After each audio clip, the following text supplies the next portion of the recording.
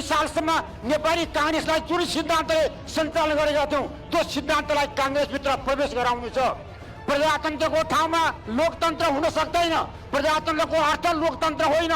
आज हाम्रो यो कार्यक्रममा पनि यत्रो विषम परिस्थितिमा यत्रो कार्यक्रम बनाएर हामी आएका छौँ। हामी कहिले लोकतन्त्रका लागि लडेनौँ, कहिले लोकतन्त्र भनेर सङ्घर्ष गरेनौँ। प्रजातन्त्र भनेर हामी त्याग तपस्या गरेका मानिस उपस्थित भएका छौँ। आज लोकतन्त्र लेखिएको छ। म आज साथीहरूलाई अनुरोध गर्न चाहन्छु, त्यो लोकतन्त्र हटोस्।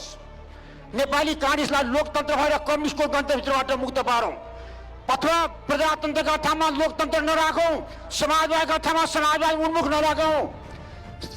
गणतन्त्रका ठाउँमा 47 सालको संविधानले व्यवस्था गरेको संवैधानिक लोकतन्त्रका बारेमा विचार गरौँ, छलफल गरौँ। त्यो समस्याका रूपमा प्रतिक्रियावादले रूप गर्ने प्रयोग गर्ने गरेर नराखौँ। त्यसलाई विचार गर्ने म अनुरोध गर्न चाहन्छु। र धर्मनिरपेक्ष भनेर राखेको छ।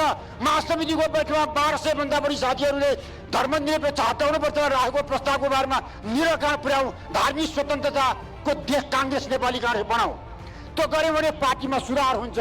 पार्टी सुधार भयो भने हामीले आशा गरेका युवाहरूले नेपाललाई हाँक्न सक्छन्, नेपाललाई गति दिन सक्छन्। भोलि भविष्य युवाहरूको भविष्य कांग्रेसभित्र छ भनेर विश्वास दिलाउन सक्छन्।